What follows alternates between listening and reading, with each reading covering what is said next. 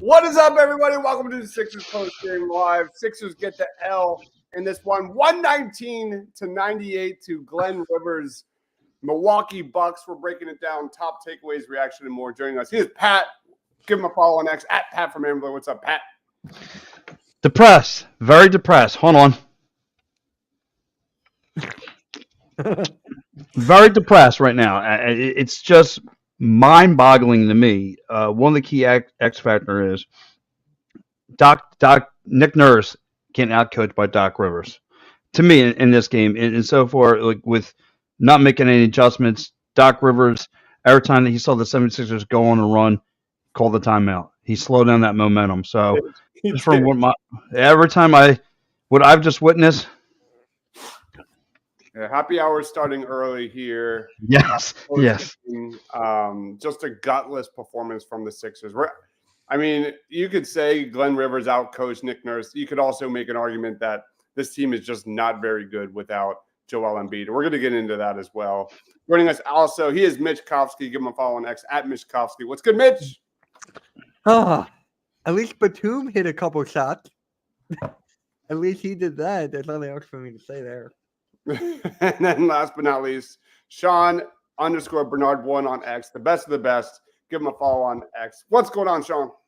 Yeah, I think you tipped the hat with a little bit of this Sixers team is just not that good without Joel Embiid, and definitely a frustrating way that game went. I thought there were some flashes throughout that I'm excited to get into. Paul Reed playing well, all these other things, but definitely frustrating always to lose one to Doc. I like the reception that he got at the beginning. There was some good storylines for this one, so disappointed to be out on the losing end of it. Yeah. I don't have the energy to get upset at losses without Joel Embiid anymore. I'm upset. It's more the Doc Rivers factor.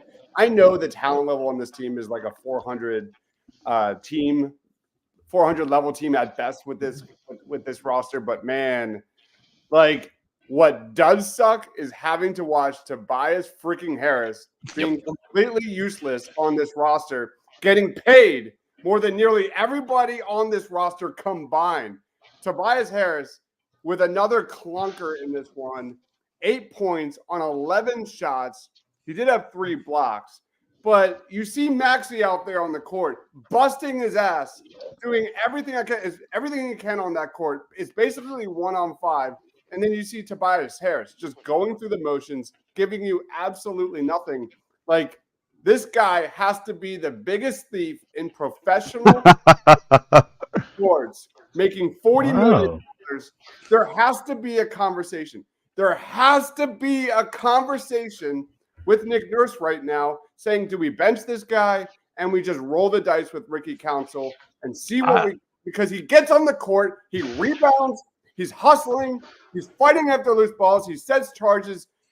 He does. He makes things happen.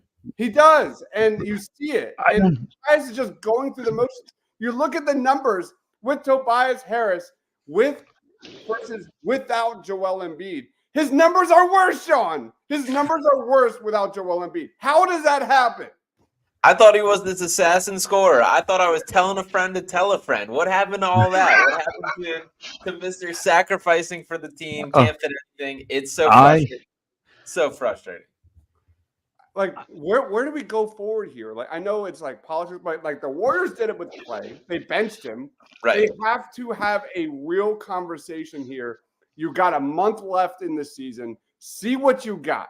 Klay Thompson with Ricky. Klay Thompson, who has always been far more important to that Warriors team than Tobias Harris has been to the Sixers team, and has a much more case for why he deserves a longer leash than Tobias Harris. Yet here we are continuing to watch him start. And you mentioned Ricky Council. Even I thought the Kelly Oubre minutes were pretty solid today. Batum's a guy that I could see eating into it. There's other ways that even if Nick Nurse is not a Ricky Council the fourth guy, which I'm kind of getting the vibe that he's not. I don't understand why, because I've loved everything I've seen from him. But it feels like he's not quite in on Ricky Council. But let's experiment with some of this too big. Let's see what a Mo Bamba and Paul Reed lineup looks like. Let's see what Batum gets with extended minutes. There's other ways that you can go about it that doesn't involve having a guy having empty stats just in the lineup on a night in and night out basis. And it's really frustrating that he continues to ride with Tobias Harris. You have to think that there's some sort of conversation. And I think a lot of it, to be honest, is Nick Nurse weighing How much does this ruin Tobias if I do it? Do I lose him for the year if I do bench him? He has no right for that to be the case, but I think that's the conversation. He's having a Ben Simmons-like collapse right now. Like, you can't – everybody sees it. Like, he literally gives you nothing. Nothing. And there has to be a move at some point. Mitch, what do they do?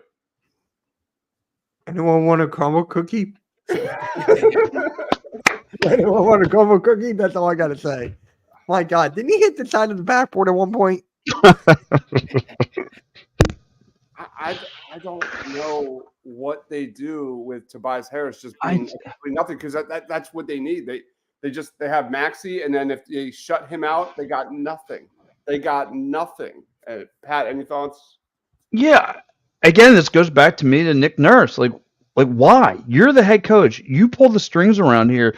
You see what's beneficial for you on this court. Obviously, if Tobias Harris is ice cold and you have to go to the bench early, it's telling you something. It's obviously something's not working on the court. There's some kind of chemistry that's not clicking, and he's the main part of it. You look at, like you just said, you just read up the numbers. Maxey put on major numbers. Other guys pulling weight. This guy is not pulling his weight, and like you said, this is his time to blossom. But just like I said, the winter soldier, has a couple nice bursts through the month of December and January.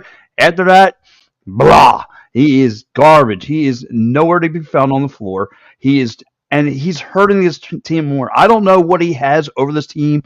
I don't know, is he does he clean the floors at night, and does he make the Wells Fargo spotless? I mean, what does he do to earn these kind of minutes when you have someone who's hungry and could do a lot more for you, a lot younger for you? Just because I get it, the contract says the whole thing, but what's the end game here? Is he gonna cost you your job, Nick, or are you gonna try to tell your Philly fan base something? Because like I said, in this game, the main story to me was Doc Rivers out coaching you, and the old coach was here, makes the new coach look bad, and that's not a good sign. He wouldn't be getting more than 15 minutes if it was up to me. He would be coming off the bench. He'd be strictly in there to size people up, play some defense.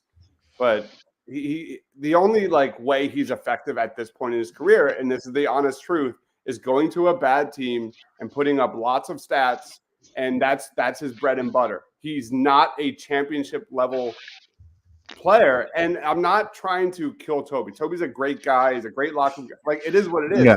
But $40 million, and we all know this story. We played the violin on this show so many times, but he's just killing this team. He's killed this franchise for a decade, and that's how I feel. It's empty calories. They're empty calorie stats is what the Tobias Harris stuff is. That you can look at the box score. You can check that he's still averaging 17 points per game this season, but it just doesn't translate to winning. And I see Mr. Rudy Poo's comment here saying it's a fun conversation to have, but no way Josh Harris and Daryl Morey would bench a $40 million man. Nick Nurse would have been done this already.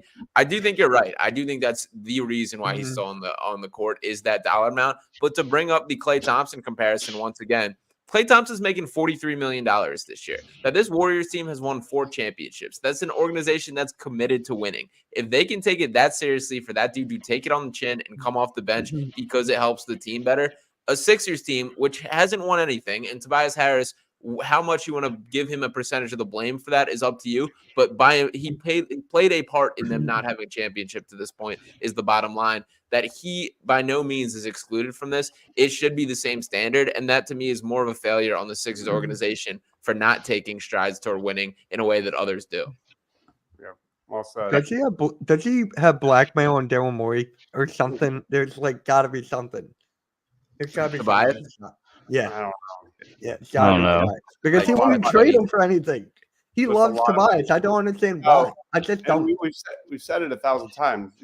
Daryl Morey has his eye on this offseason. Whether you believe it or not, he's going to finally form his roster. And to be fair, nobody else can create a goddamn shot on this roster beyond Maxey and Embiid. And it is what it is.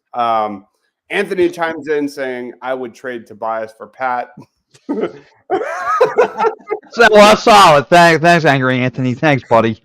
Nick does not have the power to bench Tobias. It's a front office decision. It's the money. It's as simple as that. We have Scotty. What's going on, man? Thanks for joining. Huge mistake not trading Tobias to Detroit. What was it like? Wiseman and No, it was Bojan Bogdanovic and Alec Burks was the conversation there. And was those two, same Bogdanovic who lit us up for 6 threes against the Knicks this week. Phil chiming in. My man. What's up, Phil? Make sure you go check out Trennigan, the AM, Monday through Fridays, best morning show in sports, period. Says, Totally when I'm agree. criticizing Toby, you know there's a problem. He has to go to the bench.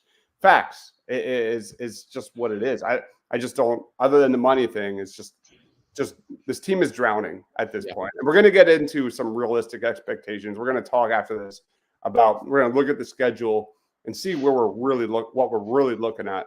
Mr. Rudy Poo says it's the Commanders owner. He's not doing that. Anthony says, don't forget the Bucks have their whole bench or ex of current all-stars to come off the bench, and Morey likes old vets that are about to retire. Scotty says maybe the decision coming from Morey to not bench Tobias is what Pat Bev was talking about when he said the Bucks organization is all about winning. Maybe.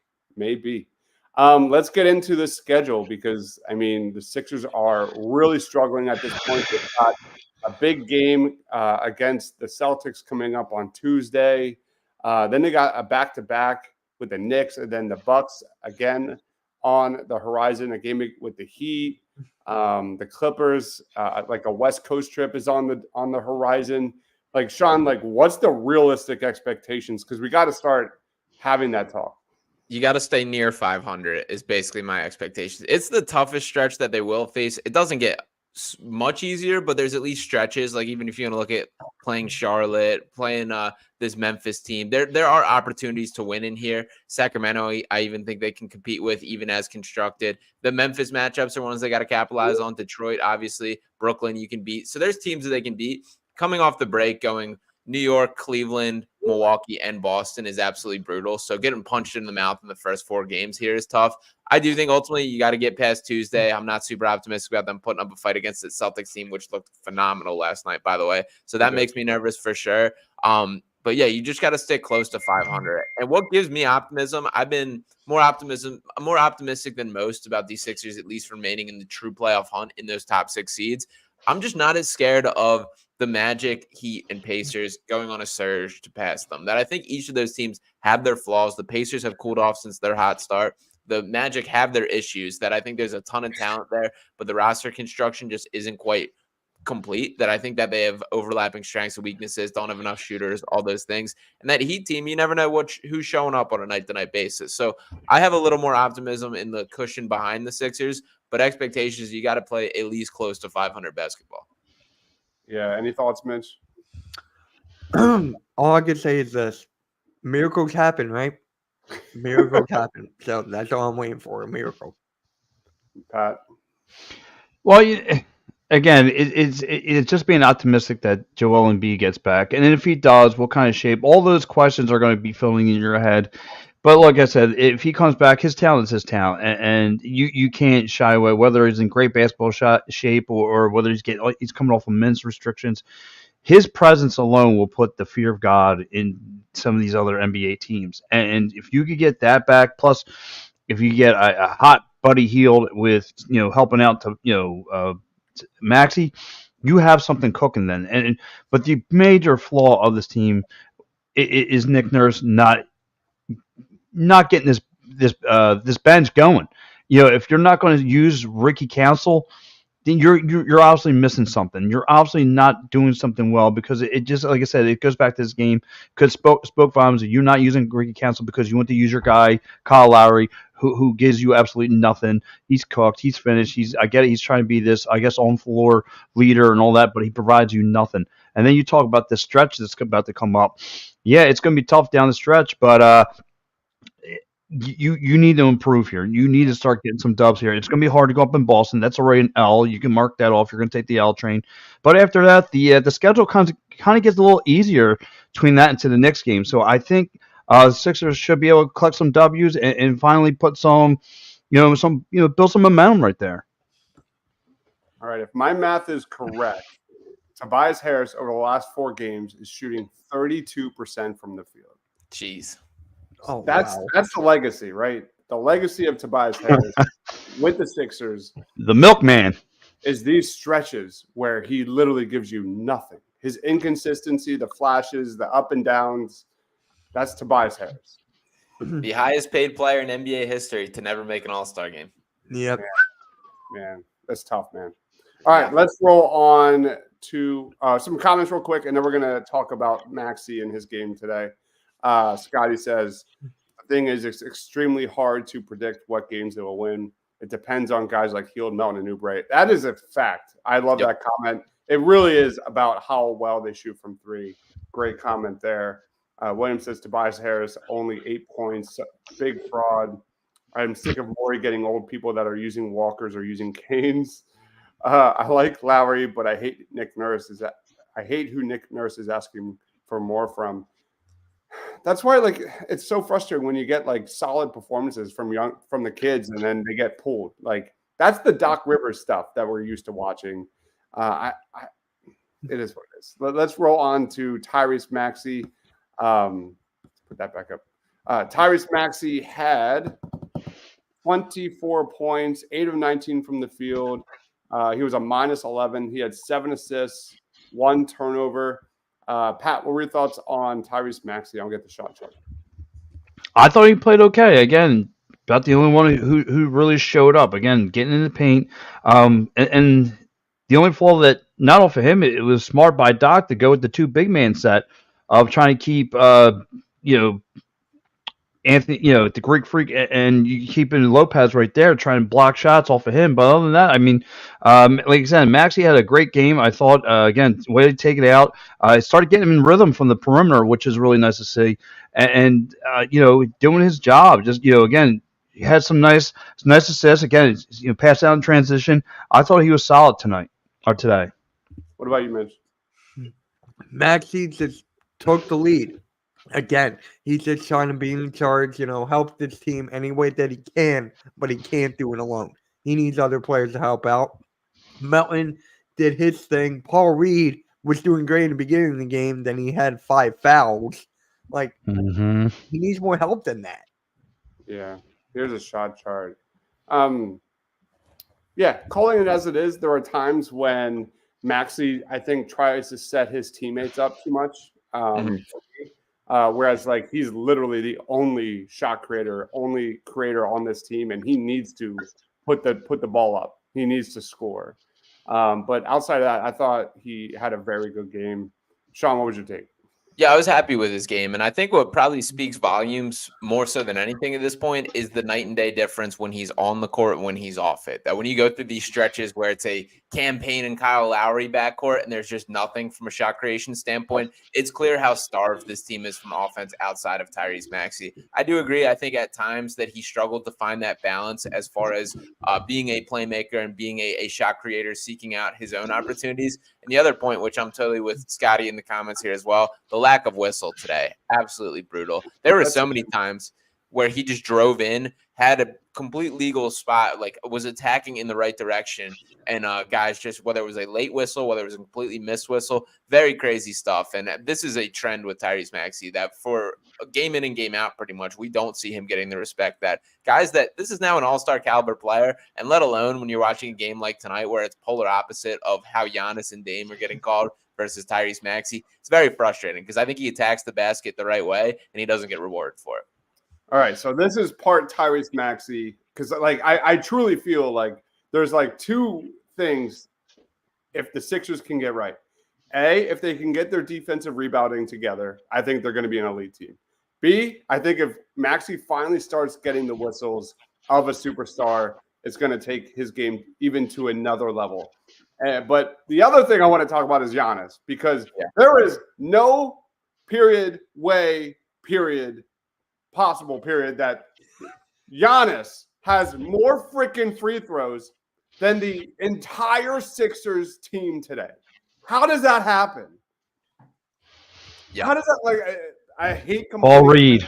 No. It's more than Paul Reed, though. Yeah. And but like it that, was clearly garbage. There was a lot of that stuff. It was bad. Talking about. Really bad. Yeah. I hate talking about this topic, but they didn't lose because of the refs. Let's make that clear. But Maxey drives and drives and drives and never gets a foul. And I love the way that he attacks the rim too. I think that's what should be rewarded by referees. The way that he goes 100 miles per hour, goes up strong, is clearly attacking the score. What gets rewarded is far more of the James Harden, get your arms twisted up. Joel does it. Giannis does it. Dame does it, where it's like basically forcing a grab and contact on the arms versus the way Maxey attacks a defender's chest. That to me is what should more be rewarded. Guys actually looking to score the way that Maxey does, and he still gets fouled. Like, they're real deal fouls. We're not saying you need to flex the rules in Maxey's favor. Just call a foul. And the NBA has shifted from that mindset a little bit lately.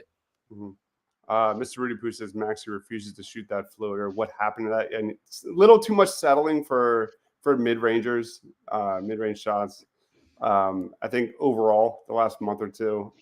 Williams says, by Morey did trade Tobias Harris. Nope. 2 words, Mo Bamba. He sucks. How did he miss that putback? How did he miss that putback? You can go back on my live stream. I was going off. I'm like, how did he miss that? You're right there. I'm gonna. I think like what the hell? I think defensively, it's even blows my mind even more. The way that he just can't protect the rim at 7 feet tall with an 8-foot, it's unbelievable. There were some parts of the game when he first came in, and defensively, he's on the perimeter. And then he's trying to, I don't know, they were set screens. He was off his guy the whole time, misguarding. And I'm like, bro, he's blown by you down into the paint. What are we doing here still on the perimeter? Stay down low. I was tearing my hair out. Unreal. Scotty says, no doubt. It's not about the refs. It's just so annoying when you see Giannis gets the calls the way he does. Not a great game from Giannis today. Giannis, can I be real here? Like, let it rip. Giannis had 30 points, 12 boards, 9 assists. The dude is just a straight line driver. Like, he's not skilled. No. He attacks and he gets whistle after whistle after whistle. And I like, listen, Giannis is a great player, but like, doesn't have a bag. No, like it's not even remotely close to like Joel Embiid when he's cooking.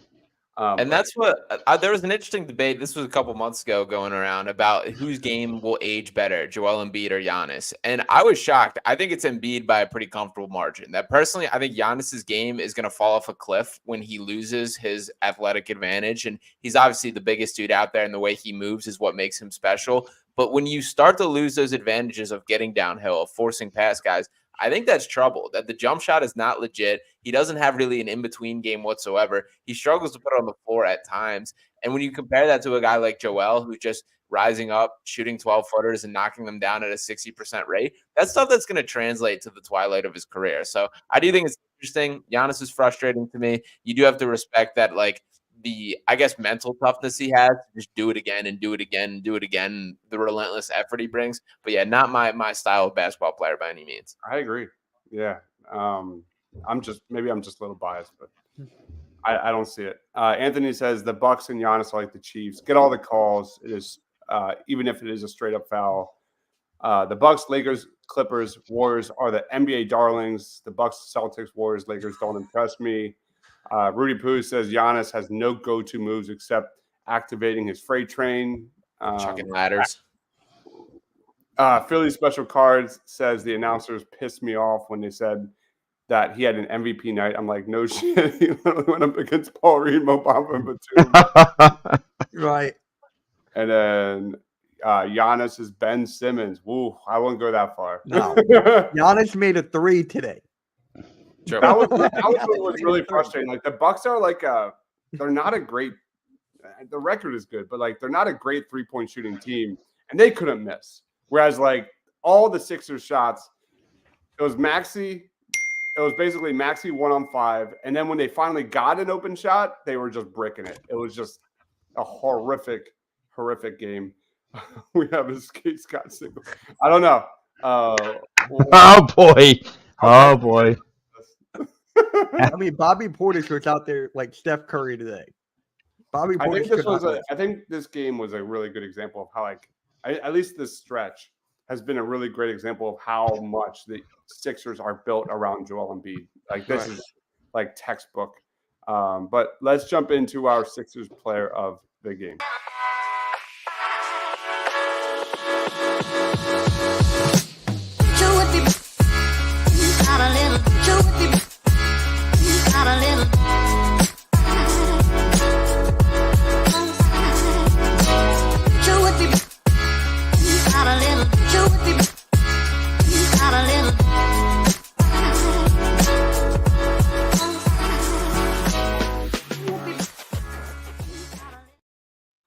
This one's going to be tough, man. We have 4 people on Postgame, and we always give a player of the game. Lead us off, Pat. Who's your player of the game today? Sorry, fellas. I like to give you guys a layup, but now it's survival mode. Give me Tyrese Maxey. You got to give me Tyrese. The only sole survivor of this team. Again, way to try and put this game on his back and try to carry the load of what is left of this 76ers team. Again, going through this tough stretch. Just will look like it was very winnable. He can't be, like I said, he didn't want to showed up today. Very, very heartfelt battle. I got to give it Tyrese Maxey. Maxey to Pat. This is going to be tough. Mitch, who are you going with?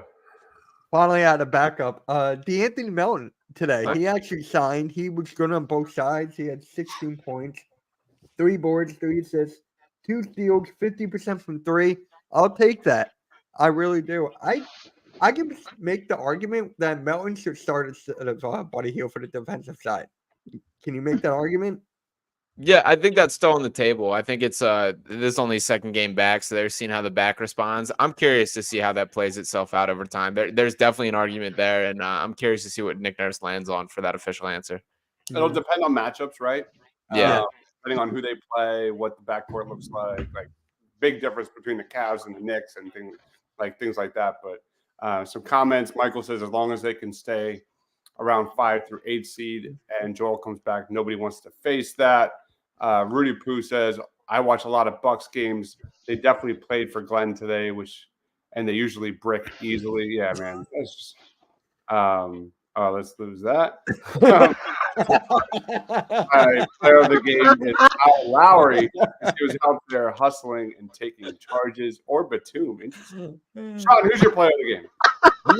I'm rolling with B-Ball Paul, man. I was proud of Paul Reed today. I thought he showed up. He brought it, especially in those early minutes that he was really that was a really impressive first quarter, specifically out of Paul Reed. I get it. The foul issues are still the foul issues. I do feel bad for him. I think defensively, he is one of the worst whistles in the league. Like stuff like that 5th foul just straight up isn't really his fault. And at times he puts himself in positions where he kind of, gets your hand caught in the cookie jar or gets himself in a spot where he shouldn't be. But overall, I was really impressed with Paul's game tonight. 13 points, 8 boards. Thought he brought it defensively. He had 2 blocks on the game. Did a nice job on Giannis when he was matched up. So shout out Paul Reed. I thought this game meant something to him. And I think not quite the Paul Reed victory tour I was hoping for, but I still give him credit.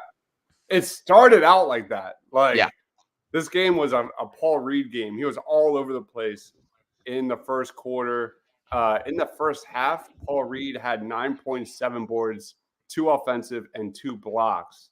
And then he didn't really have much after that in the second half, unfortunately. But yeah, I thought it was so active. Yeah. I love the way he tries, man. I give me a guy like Paul Reed who's active, who's fighting, diving, maybe not as talented, but he's hustling. He's hustling his ass off out there versus Tobias, who looks like he's just going through the motions. That's my take. And I'm gonna throw shade at Tobias every single chance I can. Scott thinks right now I lean Hield over Demelt. Offensive upside. I'm not sure. Obviously, it doesn't matter who starts. It's going to be on matchups, who's hot, all that kind of stuff in the fourth quarter. That is the winner of the day is Joel Embiid, probably. But it's nice to see him. Yeah, little Arthur there. It was. I don't know who I'm going with in this one because I could say Kelly Oubre, but I thought you were going to go with Ricky Council again. Get out of my head. Get out of my head. I was going to say, yeah, my take was it is Ricky Council There because it is. I mean, I don't know how Nick Nurse can continue this, especially when the Sixers are they're nearly in desperate mode. This team is sinking. They're drowning. It's getting worse and worse. And yeah, they did beat the Cavs, but give me Ricky Council and let's see what we got with this kid. And I do think they will come out in the positive. The way he attacks, the way he gets to the free throw line, he'll put it up from three, and he will fight. And we just don't see it anymore with Tobias. Joe says tough loss today. I think is he saying I think we beat Boston? Wow. Yeah. That would be a shock. That would be a shock. Joe, are we drinking today, buddy? Yeah. I mean, look, I am. So Cheers. I don't have anything with me. I know this is an energy drink. I'm just trying to get my blood pressure up for this game. This is not an energy drink. Roll on to our team grades. Don't you feel it? Sweetness and light for my restless smile. Please give me a way to escape this world gone astray. You could give me a little peace of mind in these troubled times. Got me a little emotional right there, man. We're missing first. I was just going to say that. Springer with 2 blocks and We're missing Jaden. I mean, the Sixers have 0 point of attack defenders. Like Jaden would be terrific defending Dame today. My goodness, that would have been fun. And then Joel Embiid. Man, this team is really struggling without the big guy. Sean, grades for today. I'm gonna go straight up C- on this one. That wasn't great, but I honestly my bar of expectation has lowered pretty significantly on the Sixers team. That for the most part, like I think the Bucks shot the lights out and that was the game. I'll still go C- because there were stuff you can nitpick. Obviously, there's just a lack of offensive ability and creation, just guys that can do it on this team right now. But I think Milwaukee shot the lights out, especially early on in that one. They were shooting over 50% for most of that game from three, ultimately ended up around 47. So I think that was the difference more than anything. Ultimately, you just got to find a way to scrap to some wins. They're just not going to go a blow for blow with teams like the Milwaukee Bucks right now. It's the way they're losing. Yeah. If that makes sense. Yeah. Like that Knicks game, today's game, like there's been times where they cut the lead down. Even today. Yeah, today. And there's like situational, just bad basketball where they'll throw the ball away and they get sloppy in the worst time you could do so. Or Kyle Lowry gets hurt and goes to the locker room, or they just go cold again. But Mitch, what would you grade today's performance? It's tough. I'll just give it a straight up C. They did compete from time to time. I mean, it could have been better, of course. Mo Bamba, please get some help. Please block. Please put it in the basket. Do something. And then Tobias, I'm going to get a caramel cookie after this. So I'm going straight up C. C. For Mitch, Joe says, how long till Embiid comes back? We don't really know, right? Like, No. I mean, he did practice End of March. weeks ago, but you're probably looking at end of March, you said? They said early They April. said reevaluated after 4 weeks. So I'm hoping at that date, which is at this point like a little over a week from now. So I'm hoping they release a little more information. But yeah, they're keeping everything pretty close to the vest right now. Yeah, we're not going to know. I mean, the way they handle injuries, who the hell knows? Yeah. But looking at like the Sixers schedule, the one pause I have with Embiid's return, look at all those away games, end of March, beginning of April, man. Like maybe that April 9th game against Detroit. Maybe. They just want to get them in rhythm. Yeah. Literally. That's pretty much the best we can hope. Yeah. So I would guess early April when they return home. That's just my opinion. Joe says Sixers suck. Boston is good. The Knicks. Embiid, same sad story. Hurt as usual. Sixers are not going anywhere. Oh, that's great. Anthony, player of the game is Tobias Korkmaz, especially with his hardworking 8 points. And of Wait. course, Quentin is not here again. So what? All right. So what's 40 million divided by 82, and then let's figure out how many points, or how much money Tobias is making from those 11 shots. I believe somebody broke it down that he's making $400,000 a game. Awesome. Good stuff. Good stuff. Those are some hard fought 8 points for sure. Sixers better get their shit together if they want to fill seats. I mean, they're gonna face the Boos pretty soon, as they should. Pat, how would you grade today's performance? D+. And yeah, there were stretches where they came out on fire. Doc made his adjustments of, like I said, just silencing that out, making his adjustments. But the part that it's hard for me is the coaching. Again, you have a couple guys who are ice cold tonight, and you just couldn't, and you refuse to make any kind of adjustments. Refuse to get the money man himself, or refuse to get Kyle Lowry off the floor and for younger talent for what's a little proven. Again, you know, you're testing things right now. You're trying to see what works, and right now, while the big guys out, try anything. You know, this is desperation mode to try and get some kind of momentum going with your team, and you haven't yet come up with anything. So, yeah, I have to give it a solid D+, just because I blame this one on Nick. All right. Joe says Harris needs to be on the bench to start the game. I fully agree. I'm going to run a poll out there and see what I'm pretty sure I know what the people are going to say, but Oh yeah, it's a matter of what Nick and the Sixers. We need to go camping in front of that practice facility and just put up We a need sign. someone like the Eagles do, where they go out. Yes. We just need to draw like a park bench and draw like Tobias on it. You know what? Say Like, here, sit here.